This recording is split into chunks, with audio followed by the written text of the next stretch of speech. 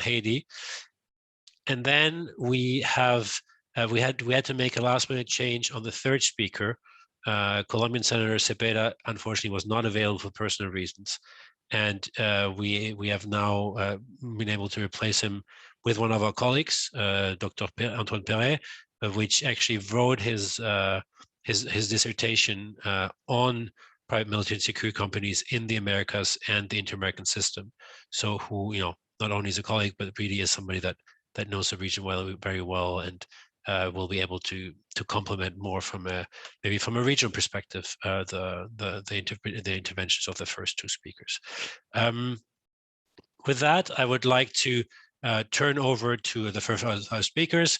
We have, we'll first have interventions from their side, and then we'll open up the floor for discussion. So please do free, if you have questions, you can at any time start sharing them through the chat or through the Q&A function, and we will have enough time to answer these.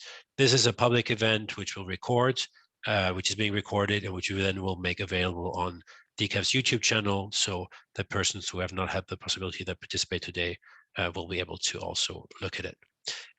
With that, I would like to introduce the first speaker, Monique Leska, which is currently an international consultant after a career of more than 25 years, specializing in high-level policy dialogue, human rights, youth and women programming, development, and crisis communication and writing. She's a feminist, pro-democracy, pro-social justice activist, member of civil society organizations, think tanks.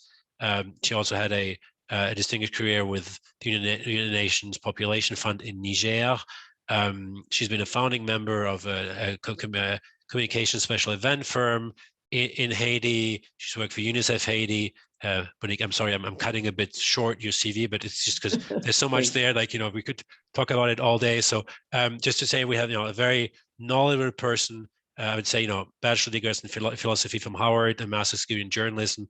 So I think, we'll really have the possibility to get your perspective on the developments in Haiti. I think, what has happened in terms of security, public security, and also what is the role of private military and security companies in this, and how can this be addressed? And I think this is a question I'll be asking to you, and also to François Pierre-Louis in the second presentation. So with that, over to you, Monique. Thank you. Thank you very much. This is a real honor to be invited to speak to your organization, to the members and various spectators.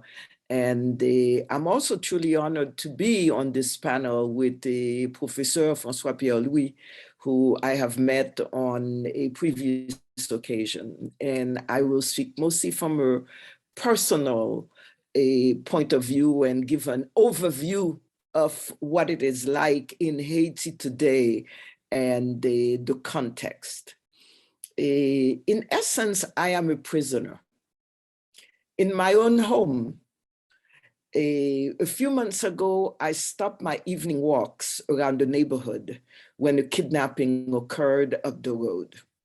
Today, I no longer drive my car to the city because I am terrified I might be kidnapped or murdered while going to the supermarket, to the bank, or simply to visit friends. My fears are real. Last week, 2 doctors were kidnapped inside their clinics in front of their patients. In the last 2 months, 165 people were murdered in the Port-au-Prince area, including 3 journalists, 2 by gangs, 1 by police, according to eyewitnesses. Children as young as 2 months old are gunned down by snipers. Adolescent girls are raped, killed, and thrown on rubbish piles. Factory workers protesting for a salary increase are savagely repressed by the police with tear gas and live bullets. Since June 2021, 4 geographical departments are cut off from the capital by rival gang warfare. Another gang that had kidnapped 11 missionaries is gaining territory closer to the capital city and has cut off the capital from the eastern border area with the Dominican Republic. Criminal organizations called gangs now occupy 50% of Haiti's territory, according to human rights organizations. These are some of the security challenges facing citizens in Haiti today.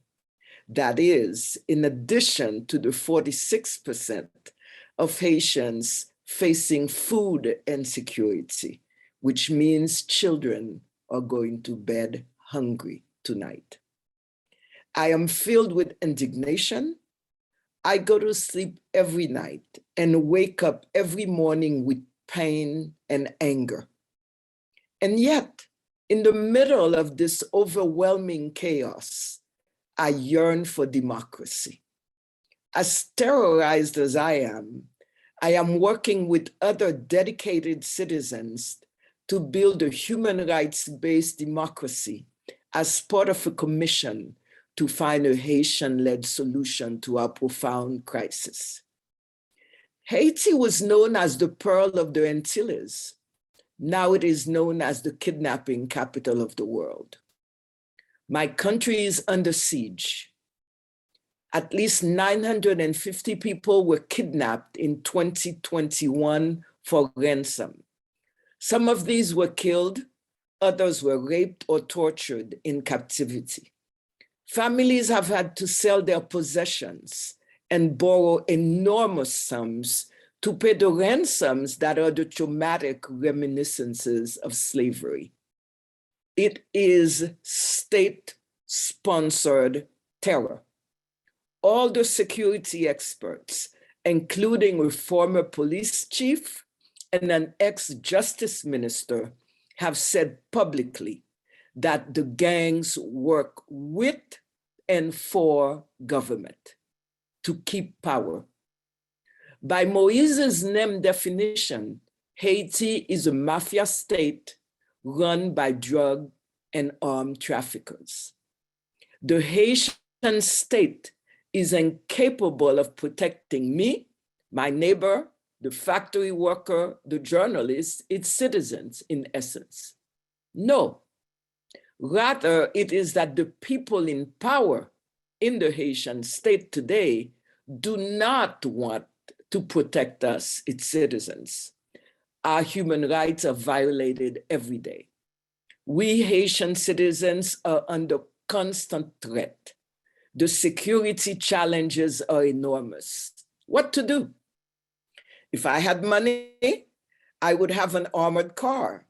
The cost is between $25,000 to $65,000 US dollars. If I had money, I would have a fleet of private security agents. There are so many private security companies to choose from.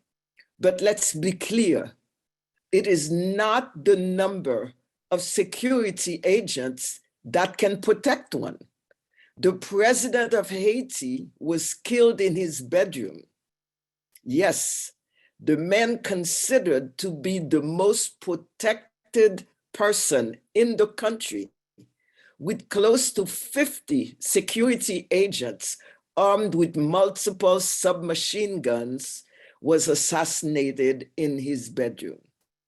On July 7th, a group of mercenaries, 26 Colombians, all Army veterans under contract with a private security firm in Miami, and 2 Haitian Americans made their way into Jovenel Moise's heavily guarded residence in Port-au-Prince and allegedly shot him dead. Although several people with some connection to the drug trade have been arrested in Haiti and in the United States, it is still unknown exactly who really hired the gunmen and why. Granted, Moise was no saint. Under his rule, 13 massacres were committed between 2017 and 2021, 3 of which human rights observers have characterized as crimes against humanity. There were other multiple human rights violations attributed to this man who had become an autocrat ruling the country despite the end of his constitutional term. When the president's widow came back a few weeks after a hospital stay for injuries sustained during his assassination, she was accompanied by armed foreign men in the streets and even inside a Haitian courtroom. Who were these men providing private military and security services? Why were they in Haiti? And why does it matter? It matters because we are working towards establishing a democracy based on human rights and justice. Ariel Henry, the de facto prime minister, the man leading his government's investigation into the murder, kept in contact with one of the prime suspects before and after Moïse was assassinated, according to the New York Times. While he denies any connection to the murder, he refused to answer a judge's questions about his phone calls with the suspect and instead fired the judge. Why does this matter? It matters because how can we establish justice if the man leading the charge doesn't respect the justice system? Haiti's current security situation also highlights other challenges. The need to depoliticize the 13,000 member Haitian police so it can carry out its mission without a political agenda or hindrance from politicians. The need to provide police with best available top-notch equipment appropriate for the threat they face, including armored vehicles and drones. Why? Because the Haitian gangs have become extremely and increasingly well-armed while blocking access to major parts of the country. The need for our allies, mainly the United States, to, with urgency, supply such equipment and technical law enforcement assistance, as well as control the arms shipment. There is also a need to break the supply chain of arms and munitions to the gangs. Custom authorities need to step up the control of all entry points.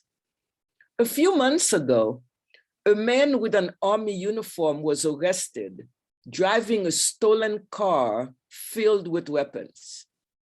Recently, men in police uniforms were arrested. They were not policemen. Last week, several men with ID cards from the National Intelligence Service were arrested with illegal arms. Why does it matter? It matters because these security institutions, including the National Police, are infiltrated by gangs, according to experts, and not carrying their jobs, which is protecting Haiti's citizens.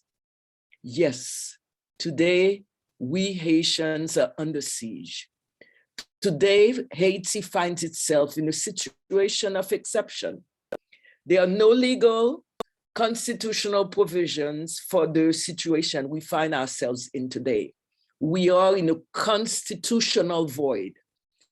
The current constitution offers no script for how to recover when there is no legislature, no president, no legitimate Supreme Court, no legitimate electoral council, and no president, killed by private security guards, allegedly. Although they say that when they arrived, they found the president dead on the floor. And there is an illegitimate prime minister ruling by decree. In a situation of deep institutional collapse, when the law does not provide an answer, we must refer to the notion of legitimacy in order to remain within a democratic and ethical framework. The commission that I have an honor of working with for over a year has improvised a kind of compact to build legitimacy and re-engineer democracy. We gathered a critical mass of citizens and organizations from civil society, political parties, religious organizations, professional associations, and other organizations in country and in the Haitian diaspora, who collectively constituted a moral force strong enough to agree to rules governing how Haitians choose their leaders. It agreed an interim government should lead for 2 years, and its members will be named by various sectors to approximate representative government. This inclusive, participatory, Haitian-bred and Haitian-led solution was reached after a very broad and lengthy process of consultation and continuous dialogue over more than 10 months. This wide-ranging consensus is what gives the Montana Accord, as it is called, signed by over 1,000 people, its legitimacy. The end game is for the transitional government to hold meaningful and participatory elections within 2 years. But in order for that to occur, security must improve. We must know that we can count on legal, legitimate security forces. How can we go to elections now when we can't even go to the supermarket without being terrorized? Security must be in the hands of a reliable, well-equipped, legitimate national police security force with no possible entry by other security forces that are entering with arms and going into courtrooms, boardrooms, banks, etc.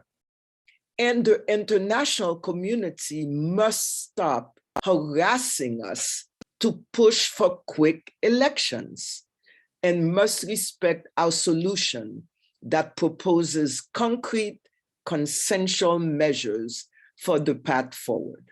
We Haitian citizens, in conclusion, know that Haiti's long-term solution is to fast-track development while we stop the looting of the state coffers to finance it. We Haitian citizens are, with all our genius, all our resolve, in a noble battle to assert our sovereignty while intercepting a predatory, rapacious, brutal regime so we can establish the rule of law and democracy. Thank you very much for your attention.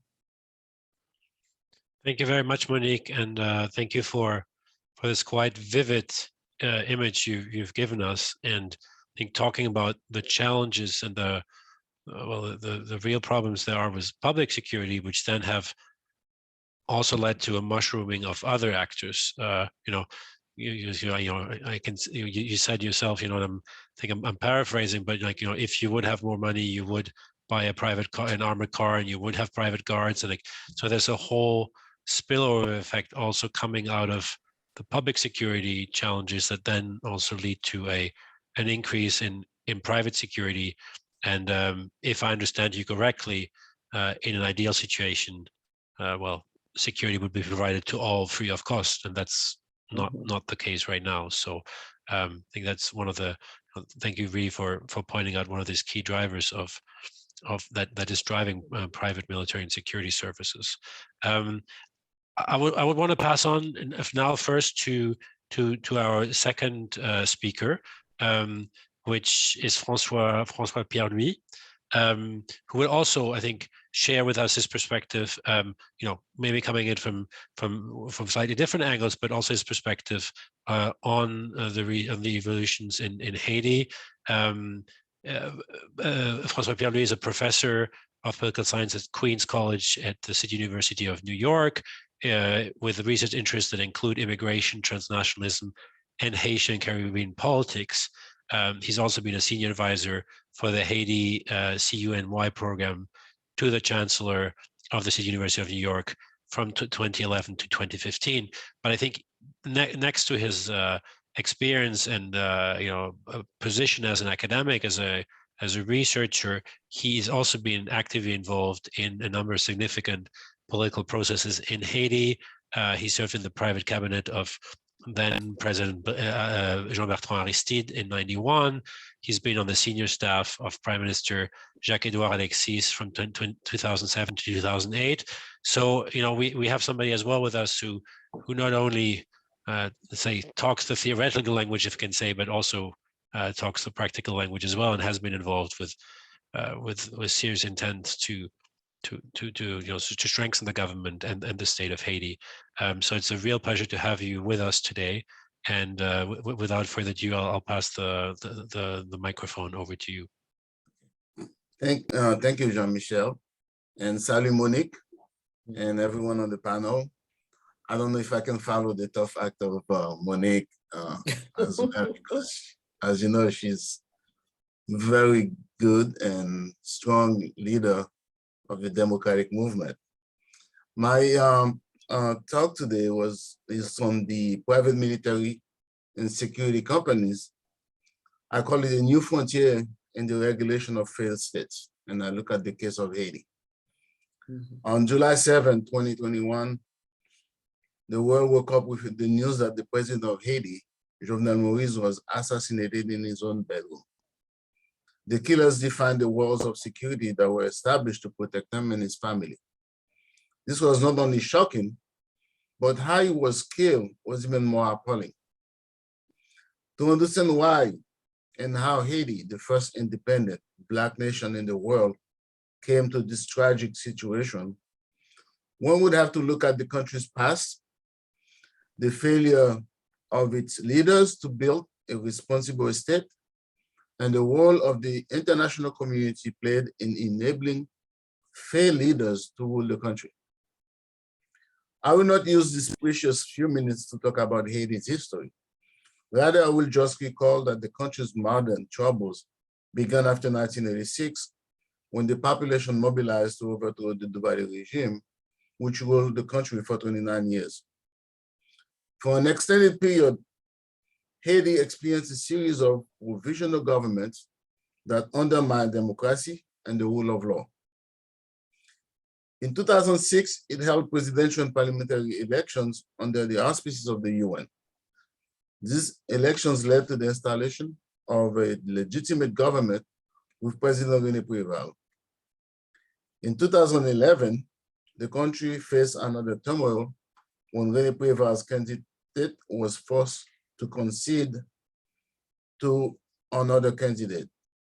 The fact that a foreign political figure such as the US Secretary of State flew to Haiti to force Préval to remove his candidate and to settle a national electoral issues raised several fundamental questions about sovereignty,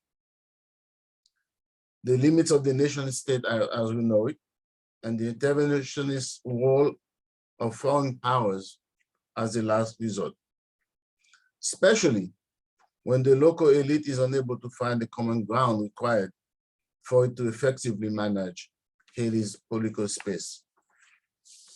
After the fall of the Duvalier dictatorship in 1986, many projected that Haiti would pursue a path like that of other countries that have recently experienced regime change. Both the international community, which felt that over time Haiti would develop and strengthen democracy, democratic policies, institutions, and practices, and exiled leaders of the Haitian diaspora were hastily returned to their country of birth when Duvalier departed, had encouraged this path. Yet, 36 years after the fall of Duvalier, Haiti has failed to adopt democratic norms that would have successfully transitioned to a stable and prosperous society. There are many reasons why Haiti failed the transition to democracy. One of the most important is linked to the failure of the ruling elite to create conditions to enforce the rule of law. Unlike other countries in Latin America and the Caribbean, where unified elites do not have major contradictory objectives, Haiti's elite can diametrically oppose each other, largely because their power comes from various sources. Instead of reinforcing the state, they are usually engaged in actions that directly weaken it. A case in point is the emergence of private military security companies. Fearing an explosion of the masses against them after the departure of Duvalier, and the fact that they no longer had Duvalier's tonton Macoute to protect them, business people, prominent politicians, moved to hire security guards to protect their enterprise and their family. Since 1986, there has been a proliferation of these organizations. The Montreal document Forum regional meeting in San Jose, Costa Rica, mentioned that Haiti had 41 private security companies employing over 12,000 people. Now, I should note this is a lot more now than the time this was written, because many of these companies are not even regulated. Even the government doesn't know how many exist. The characteristics of these PSCs is that many were created by former police officers and retired military officials. And most of the time, they are not accountable to anyone. Private security companies are defined as private business entities that provide military and security services that include armed guards and protection of persons and objects, such as convoys, buildings, and other places, maintenance and operation of weapon systems, prisoner detention, and advice to or training of local forces and security. This is from the Montreal document.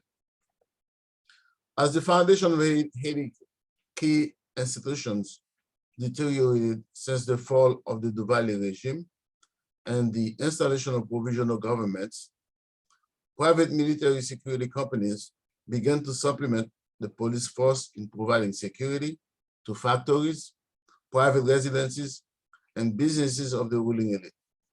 The fact that many of these individuals who are hired as security guards were at one time members of this bandit military, it reinforced the paramilitary characteristics of these structures. President Michel Martelly and Jovenel Moïse further encouraged the proliferation of these companies by recruiting and arming individuals who serve as shock troops to terrorize the population. The National Network of Human Rights reported that the gangs were armed and federated with the support of the government and the United Nations.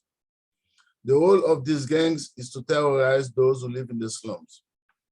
From 2018 to 2021, these gangs with the police support of the police and the private military company and security companies were responsible for 13 massacres and armed attacks in neighborhoods of Port-au-Prince, Haiti's capital.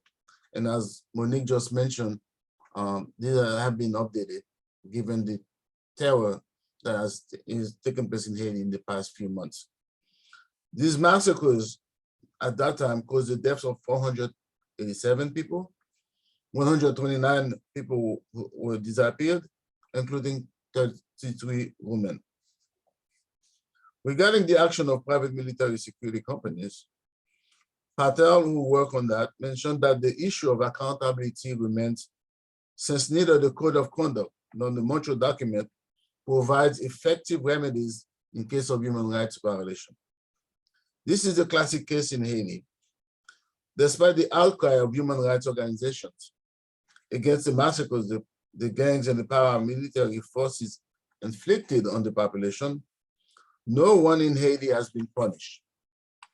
The international community recognizes that it is a duty of states to protect against business-related human rights abuses, and states must take appropriate steps to ensure, through judicial, administrative, legislative, or other appropriate means, when such abuses occur within their territory and under the authority of those affected.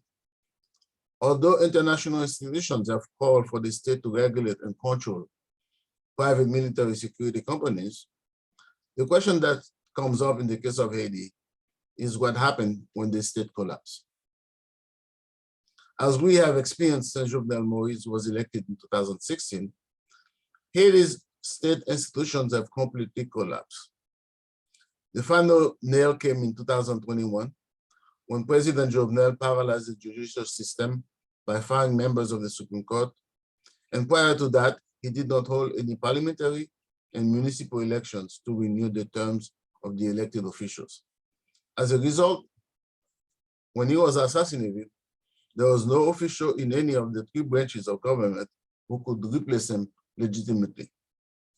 The chaos that existed in Haiti in the summer of 2021 provided a picture perfect for those who wanted to kill Moise and to execute their plan.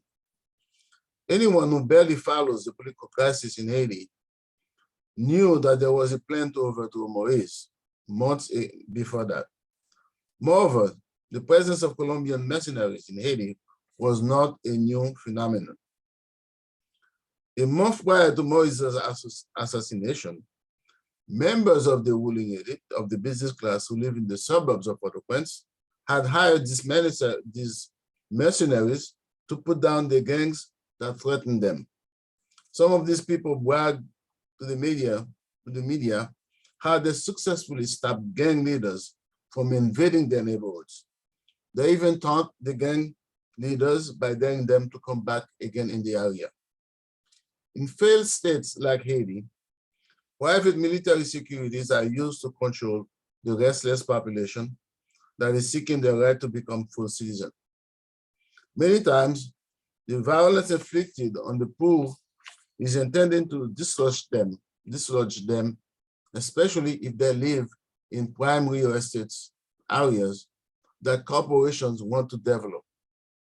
Instead of contributing to build a responsible democratic state, government officials, the business class, and the international community prefer to encourage a federation of gangs to control the space and force these people into silence.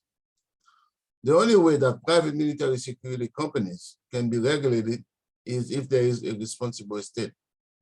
Unfortunately, in Haiti, it is the gangs and these companies that are really executing the law today, as Monique mentioned. If the chaos continues in the country, the population will continue to suffer the effects of these groups. Therefore, the only way this can be really remedied is by going back to the restoration of a democratic process. Thank you. Thank you very much, Francois, also for this, for your analysis and sharing your experiences. And I think we between you and Monique, I think you've made a very clear image of of the reasons for the growth of private security in response to really pressing security challenges, and also the use of them by private interests, but also the background of state institutions that at present are not able to regulate and oversee these private military and security companies. Maybe, before I turn to Antoine for a more regional perspective, I think a question I had for both of you was, if we assuming that, state institutions can be strengthened, do you still see a role for private military and security companies? Like, where would be, what do you think are services that, if state institutions were to strengthen, would be able to regulate better? What do you think would be services that would still be required, that should still be around, and which ones should maybe be forbidden by the state within this? Because private military security services can be a wide range. Some might be legitimate, some not. Like, well, if you could, I mean, that's obviously like asking you to be very idealistic, but if regulation could be there, like what kind of services might stay, what kind of services should be forbidden? Monique, do you want to go first, or I can answer? Why don't you go first? Okay, thank you. First, in a democratic society, security of the citizens, it is the state, the government that is responsible for that, not the private security forces. What we have right now, obviously you can have private security to protect companies, to provide security to banks, to private in that sense, but they would have to be regulated. And right now what you have you don't know where the police begins and where the gangs end. There's such a mesh. So therefore, you cannot even call them private securities because they are the paramilitary forces of Haiti. And the only purpose they're there is to terrorize the population. If you look at it, basically, the kidnappings that have been taking place in Haiti, the massacres that took place in Haiti, always happen in the slums, in the popular neighborhoods, in places where people are seeking some form of redress and they want to improve their conditions. So yes, there is a place for the private military securities, but it has to be within a democratic society where the state has taken the responsibility to provide security to the citizens. Right now, you don't have that. So therefore, not only you cannot enforce any rule of law, secondly, you cannot control them. And third, the fact that the government itself is supporting these private security companies, the government has no interest in promoting the rule of law. You have to begin with the rule of law first, which is having a democratic government.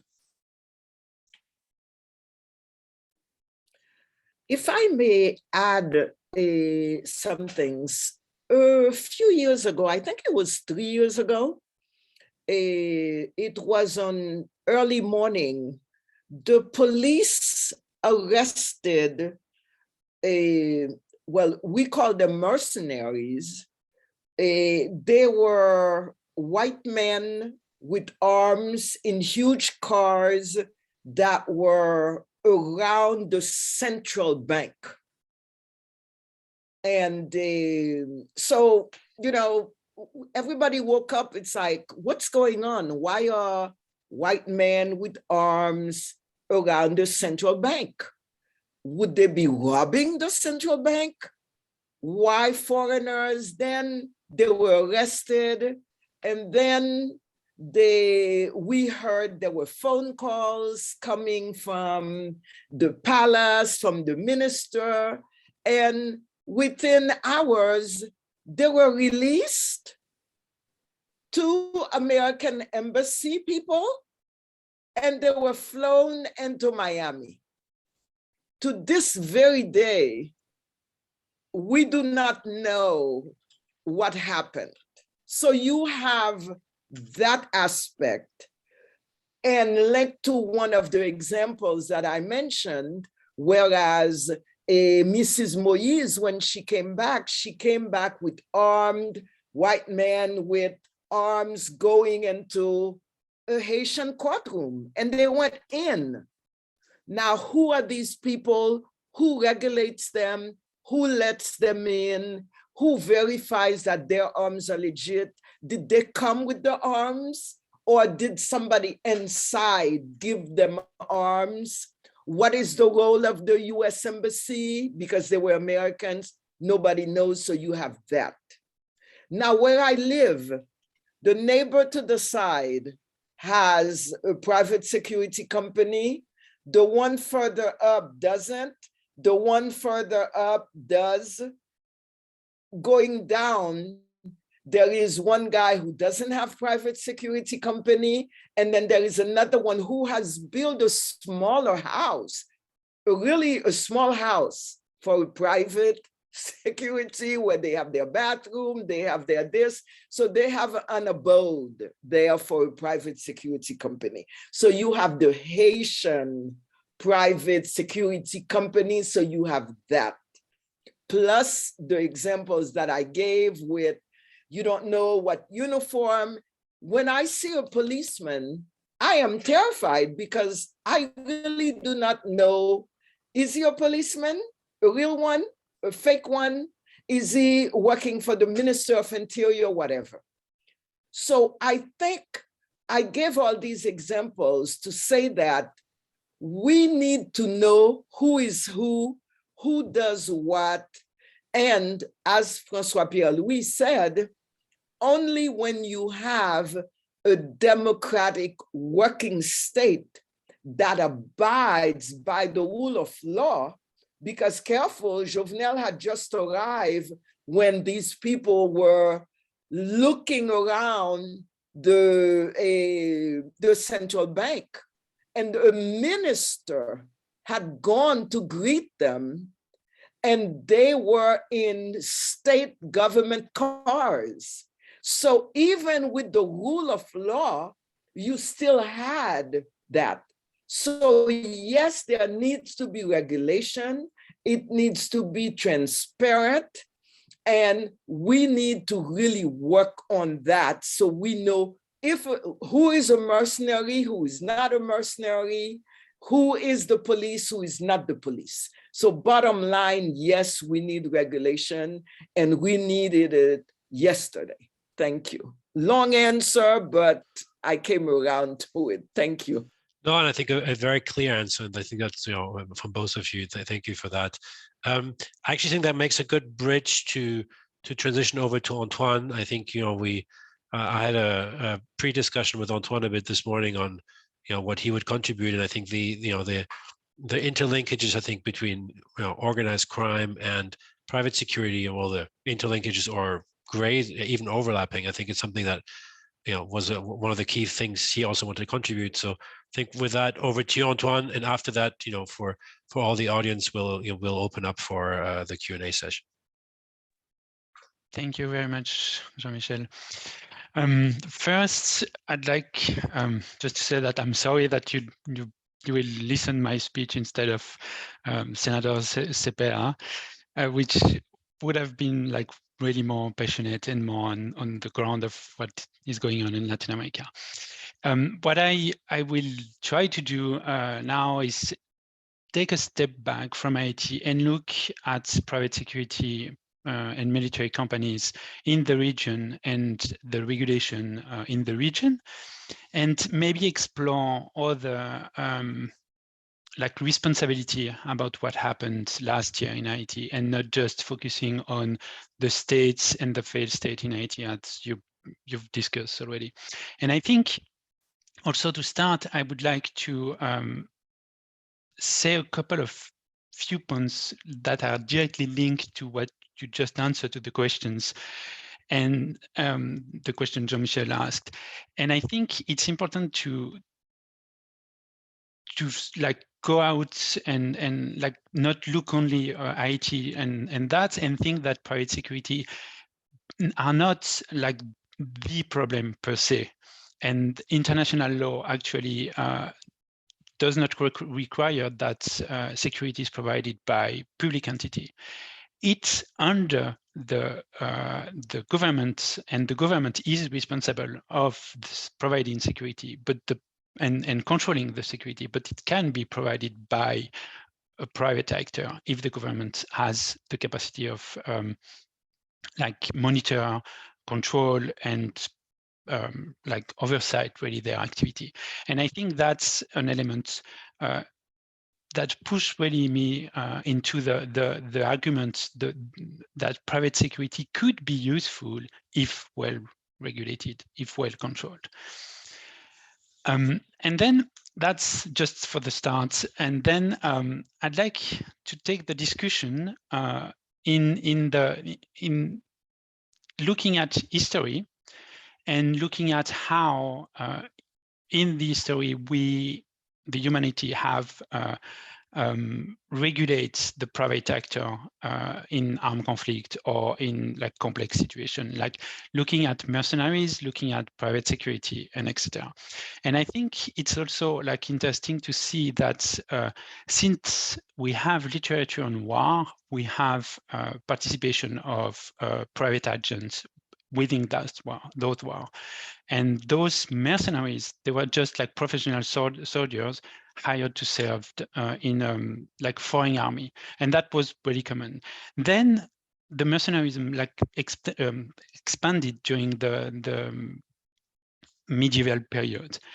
They were also organized, and it's only at the moment that we start building the states, the nation states, that mercenaries became like sort of an issue for the government.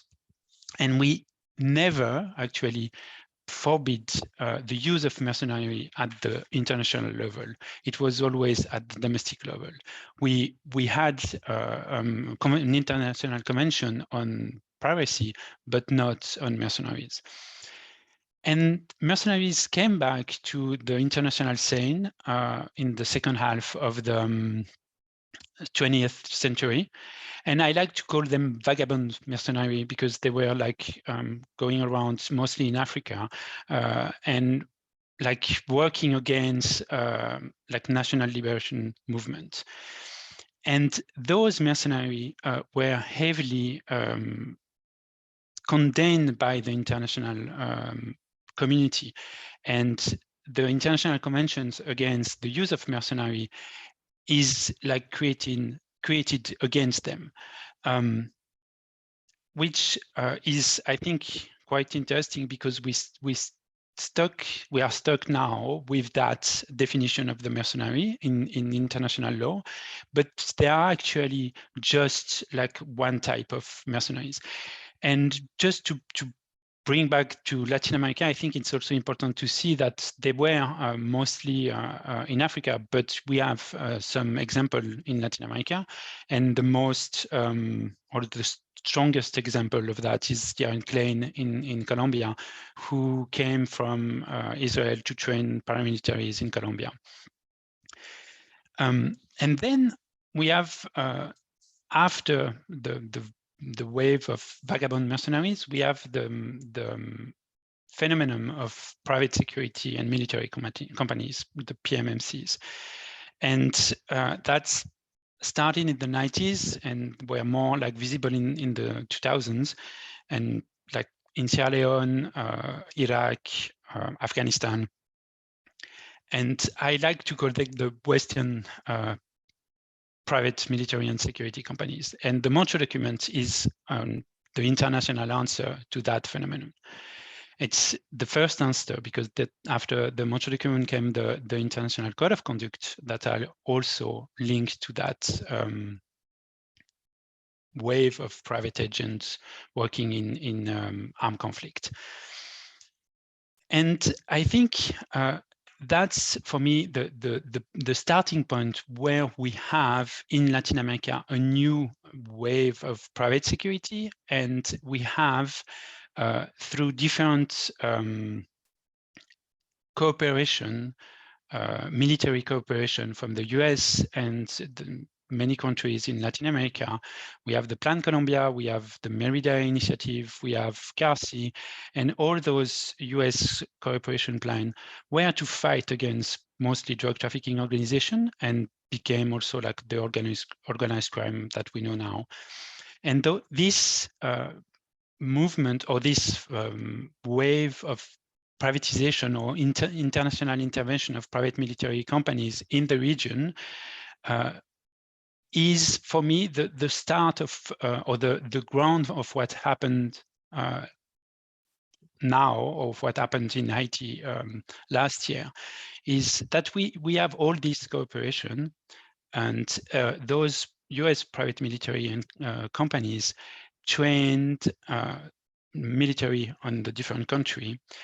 Then those military have the capacity, technical capacity, to be exported everywhere in the world, and also they have the connection.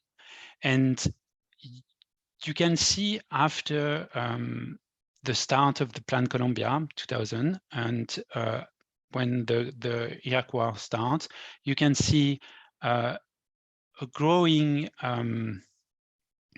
personnel from Latin America participating in the work around the world with US private military companies, in Iraq, in Afghanistan, more recently in Yemen, etc.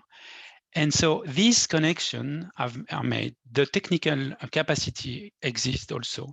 And then you have, in the region, a lack of control of those private security companies, but also a lack of control of the former military, what they do. And if we look at what happened in Haiti last year, it was the Colombian mercenary that sorry, I called them mercenaries, but they are not actually, legally speaking, the Colombian connection there with the US. And they are exported to do some work around in the region. But, and we can talk about Colombia, but it's not only Colombia. We have also like Peruvian going in Afghanistan or Chilean in Iraq, etc. And so we have these connection, and then we don't have the regulatory framework, the control about the exportation of those services. We don't have the control within the states on national, like the domestic law in those different countries are not adapted to this type of private security. So that's, for me, it's the first element I would like to bring to the table and the discussion, and say also Haiti, effectively the regulation of private security in Haiti is lacking, but it's like a regional phenomenon in terms of how private security works in Latin America. And then to discuss and open more the floor on the question of the webinar, which is a new wave of private security. For me, that first element is saying not necessarily, because we are still seeing the same kind of private companies, private military companies that are working in Latin America than 20 years ago. And in that sense, they are different from what we've discussed in the first webinar on the new wave of private security, and looking at Wagner type companies working in Africa. And I don't think there is much of that in Latin America. So that is one of the first points. And the second element I would like also to raise, and I think is really something specific to Latin America, is that there is so the lack of regulation, but there is a mechanism, a regional mechanism of human rights, the Inter-American system of human rights, which is well functioning, is 40 years and so of existence, and the jurisprudence and the American Convention are, for me, the point of entry for the discussion on regulation. And it's I would say my thesis, my doctoral thesis on that, in looking at why the Inter-American system of human rights could be used for exactly facing what we've seen in that what I was just discussing. I mean, the regional and regulation and the lack of domestic law. And I'd like to maybe open the floor more in the discussion, because I'd like to see a reaction on Haiti, how you see that, and more testing that perspective than discussing it more from my perspective. But how the regional perspective can impact or have impact Haiti, and how the Inter-American system of human rights could be useful for Haiti. You mentioned it a little bit before, that the Commission have intervened in or discuss some elements in Haiti. So I would like to open the floor for you to that, and maybe come back later if Jean-Michel agreed on discussing more the jurisprudence of the Inter-American system of human rights, and see why I see it as an option for promoting regulation of private security, private military companies, sorry, in the region. Thank you, Antoine. And maybe I'll pass your question maybe on to the two other panelists, and maybe I'll slightly open them. I think what's the regional, what can regional bodies do right now on Haiti? I mean, I know it's it's not that there hasn't been a lack of intent. I think there's been numerous attempts to support Haiti, but in the current context, what can regional international bodies do? And particularly when it comes to private security. I mean, maybe not the maybe not a small local company, but the kind of companies we've seen, that clearly have transnational elements to them, or the operations that have transnational elements, and what can be done on that from a regional perspective? Well, if I may answer, the first question is what is the international community doing to support democracy in Haiti? This is where we should start. Because in other words, yes, there have been a lot of talks, a lot of papers written, but the reality is that the international community, primarily the UN, is supporting an illegitimate government in Haiti. And they are not supporting the rule of law. So once you don't have the rule of law, anything goes. The second thing, how do we justify the lack of accountability and the lack of impunity in Haiti? Well, as Monique mentioned, when these mercenaries came to rob the bank in an official government car, and then they were taken by the US Embassy, sent back to the United States, what does that mean for the rule of law? So I think what has to be done, we have to start from the beginning by trying to restore the rule of law. The rule of law, too many people in Haiti who are in direct contact with the private military companies, security companies, are the ones making the laws in Haiti. And there has not been any punishment, any persecution, any attempt to bring these people to justice. An example is that when there was this strike a few weeks ago, the workers wanted a salary increase, and then they went on strike. One of the biggest businessmen in Haiti, the Apid family, there were military police officers and other people protecting the factory. And then they shot a journalist, and they shot at other people, even a pregnant woman. But no one has said anything. The government has been quiet about that. And we know that Apid, which has a huge factory in Haiti, and they have several businesses. Why is it no one said anything? But we know also he uses a lot of private services, security services. So therefore, there's this intertwined relationship between the private sector and these corporations. And if the government or the international community is not going after that, you won't be able to solve that issue. You won't be able to do anything about it. So how can we get the international community to address this issue? Because the guns that are coming to Haiti, the Colombians who are coming in, there's no way that the US government did not know that the 26 Colombians were coming to Haiti. There is no way that the Colombian government didn't know that they had 26 of the nationals going to Haiti, especially when these people were armed, they were trained, they were part of the Colombian army, and they were retired military officials who went back. So therefore, there has to be somewhere, there's a collaboration, tacit collaboration that should be denounced. I think that's where the conversation should start when it comes to bring security back to Haiti and the rule of law.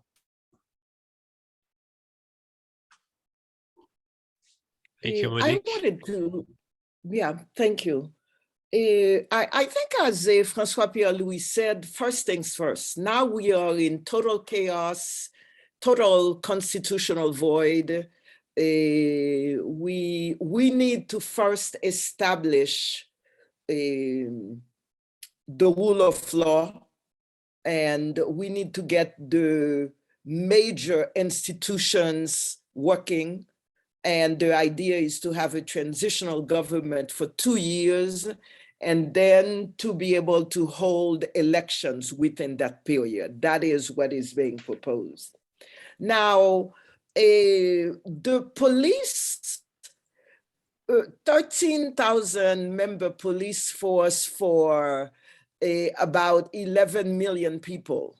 That is not sufficient. I have gone to other areas of Haiti, for example, in La Tibonite, where they have told me that some places where they have 5,000 people, there's only one policeman he has no car, he has a motorcycle, sometimes he has gas for the motorcycle. So the police itself needs to be reinforced so that it can provide security. And I'm not talking about in the Port-au-Prince area, I'm talking about the overall in the country. Now, I also think that one of the things that is important is that we need honest, reputable people in Parliament to be able to make the laws, because there are laws that will be needed. And I think Antoine has spoken about that, the need for regulation. And we need to have that. We need, one of the things that has happened is that the Parliament of Haiti has been a parliament that is linked with the drug and armed traffickers, and has been more a place where people went so they were not arrested, so they were not brought to justice. So this really needs a total overhaul before we can talk about some of this. And the whole arms part also. That needs to be regulated, that needs to be stopped. How come there are so many arms that are coming? For example, the Colombians came. They were with a private security. Granted, Antoine says they're not mercenaries with the correct term of mercenaries. And I know, having worked quite a few years in Africa, the Bob Denard stories, mercenaries who, you know, etc. Granted, but here locally, they call them mercenaires. Now, because they're foreign, they have come, you know, what have they come for? How do they get the arms? Who greets them? Who invites them? Who houses them? The ones who went with the central bank, how come they came when the president's widow came? Who hires them? Who pays them? So yes, in terms of regulation, but it seems like I am in power and I am in Miami, therefore I can pay a private security guard. Does he get on the plane with his arms? Does he get the arms when he gets here? I think all of this is so nebulous that we first need the order, we need to have a rule of law, and then we need to have a parliament that is reputable, and then we can start putting order in all of this. Right now, nothing makes sense. We are in a total void. So I think, yes, there is a need to regulate, but we need that order first. And then we regulate with reputable people so that they don't put the laws in that they want for their drug and arms trafficking. And so I think a lot of that needs to be very clear, but first things first. Thank you. Maybe if I can follow up on one thing here, and that ties in with we have a question from Amanda Robinson in the chat, where most of the private military companies are based. And I mean, I'll spin it a bit further. I mean, there are companies that are based in Haiti, and obviously there, I think you've talked about the problems in regulating them right now and the way the country is. But you've also given a number of examples on foreign companies that are operating. I mean, I think we've mentioned, the ones probably that are operating out of the US, and we've heard the case of the Colombian contractors. What can be done right now by other states in the region in terms of addressing this concretely? I mean, the company that comes out of Miami, or like, what could other governments be doing already now? Even now, I think, we've covered, I think, the angle of the Haitian government and what it can and cannot do right now, but what could other governments be doing concretely to also contribute to a better industry, so to speak, in Haiti? Because it seems this is not, I mean, this is a challenge that's unfolding on Haitian soil, but it doesn't just involve Haitian nationals and Haitian companies. Like, what could other governments in the region be doing? Monique, you want to go? Yeah? Okay. I believe one of the things that I had mentioned was more in terms of arms, that the US has an arm embargo on Haiti, not the United Nations.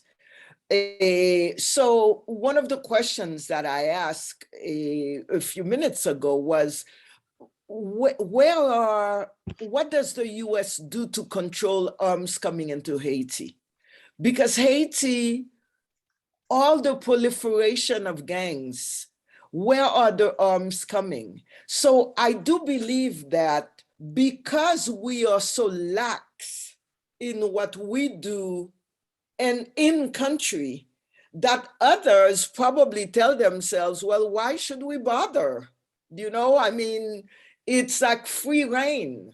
If we look at, for example, when these people were arrested, they were in the police station and they're released to the American embassy.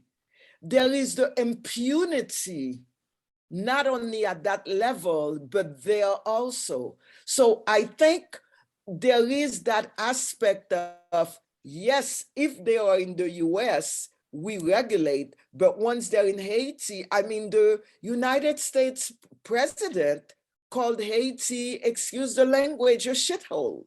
So therefore, you can release somebody who is in jail in Haiti for having done something bad, and the US embassy comes and takes them in a diplomatic car and drives them through the airport and they go. So there is no respect for that. So I think we have to put our house in order, assert our sovereignty for others to be able to do what they do normally in other countries. I'm sure they would not do that in the Dominican Republic. They wouldn't do that in Peru or in Chile, but they're doing it here.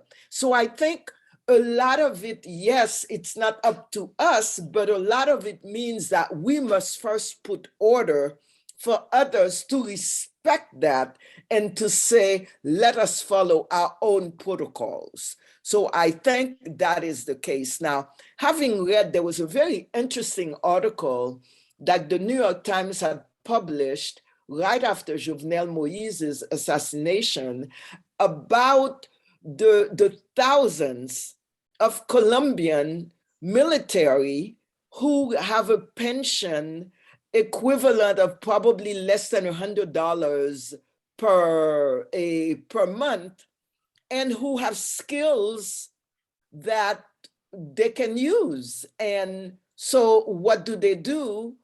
They are legit in that they have skills, they are providing a service, and they can go wherever.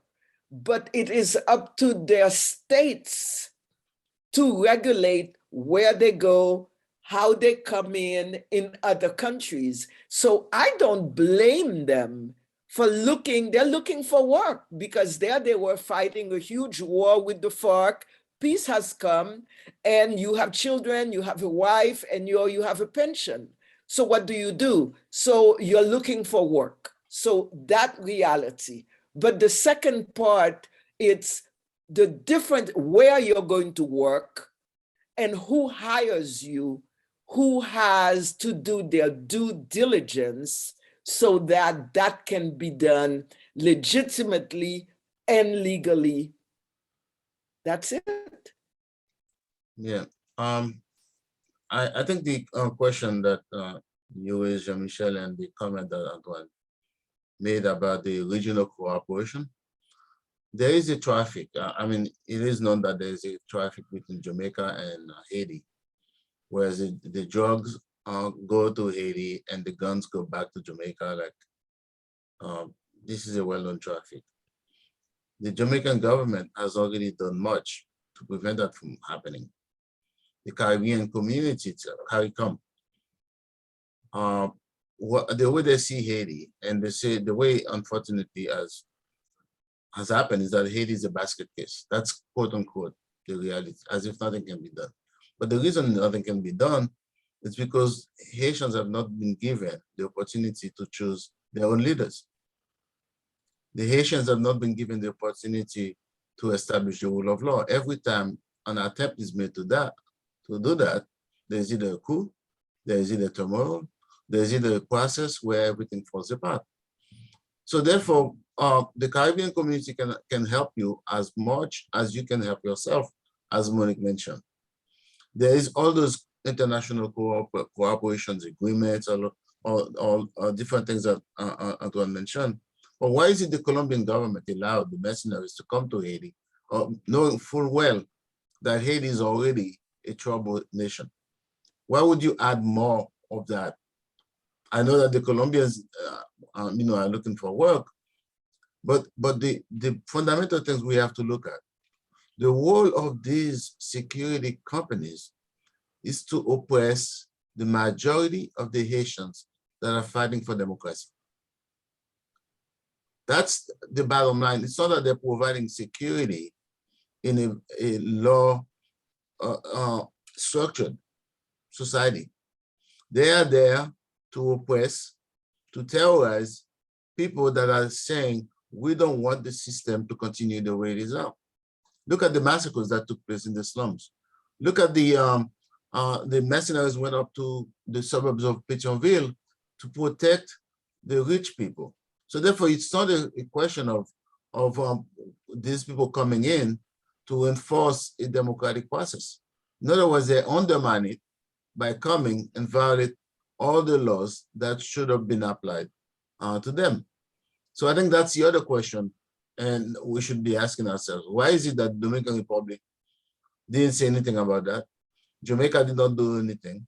Trinidad did not do anything. In other words, they let Haiti in its turmoil and not helping, even though they know they have they should be collaborating with the government of Haiti, with the society, to prevent this from happening. No, thank you for this, and I think that was had also been the idea, I think, behind having in that case a Colombian senator on the panel as well, to talk about also what the Colombian Colombia and other countries that are exporting contractors could be doing as well from their side. That's why I'm posing a question now in his absence, but I think it's what we wanted to do also with our discussion is to look at what's happening in Haiti, but also to put it in a regional perspective, because it is a clearly a phenomenon, I think, with regional interlinkages that goes beyond the borders of one single state. I wanted to appeal to the audience if there's more questions. I mean, we had one question from Amanda Robinson. I've already posted in the chat that we do have there's space for some more questions and answers for the panelists. Maybe Antoine, I don't know if you have a question for the other two panelists as well, based on what you have talked about. Maybe I can come back to something a little bit different, but from what you just mentioned, and the connection between the region and the situation in Haiti, and you mentioned the different countries around and how drug trafficking is going through and the weapons come back. And I think it's the reality also in Central America and South America. And what I was trying to say also, with the regional perspective, is, and you mentioned the Colombian the exportation of military, but basically for me, if I look at the market of private military companies in the region, and I think you can see those exchanges between Mexico and Colombia and El Salvador and Haiti and etc. And we have some of bad example, and we have some good example.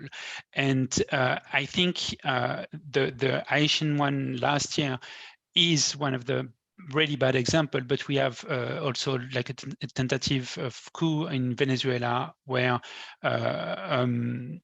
US contractors went through Colombia to go to Venezuela, and they were like supposedly preparing a coup against and Venezuela.